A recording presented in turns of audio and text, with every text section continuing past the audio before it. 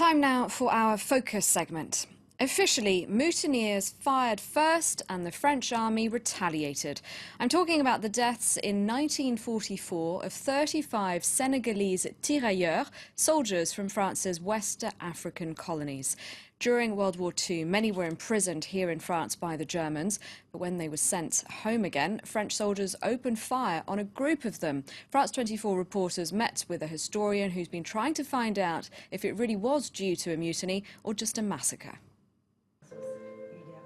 After 4 years in a slave labour camp, it was finally time for them to board a ship headed for Senegal. Before leaving on November 5, 1944, the French army handed the 1,000 African tirailleurs gathered at the port of Morlaix in the west of France a quarter of their entitlement as former captives. Officials promised the rest would be paid upon arrival. But by the time they reached the Thiaroye transit camp nearly a month later, the terms of the agreement had changed. The Senegalese soldiers complained and refused to leave the camp. On a débarqué à un port, Morlaix, embarqué Morlaix pour venir de Dakar. Arrivé à Dakar, on nous amène directement à Thiaroye. C'est là-bas que les Français ont tiré sur nous. Shots were indeed fired around 9:30 on the morning of December 1st. The French army had surrounded the camp and gathered the men in the courtyard before opening fire. 35 of the Senegalese soldiers were killed, another 35 injured.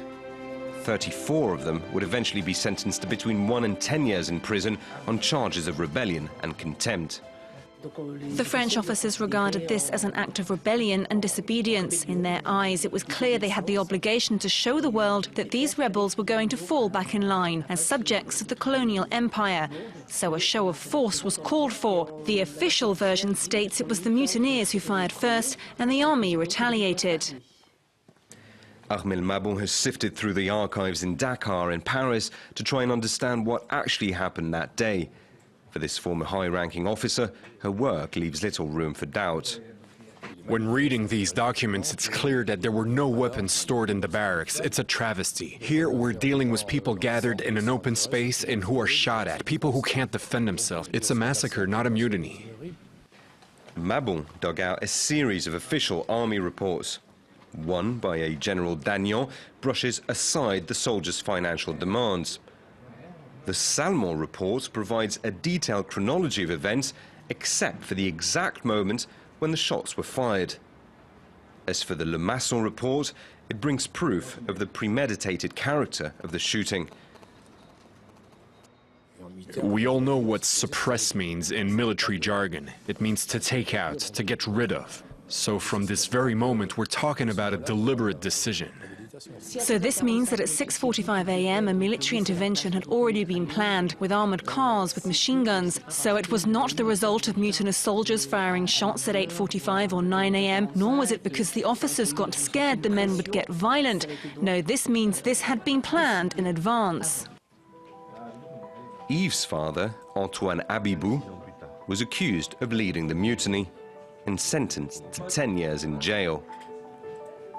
The letters sent by his family and supporters failed to convince authorities to spare him detention. Mr. Governor, I'm writing this letter seeking your kind attention. I'm only a modest worker and I don't know if I'll be able to make myself clear.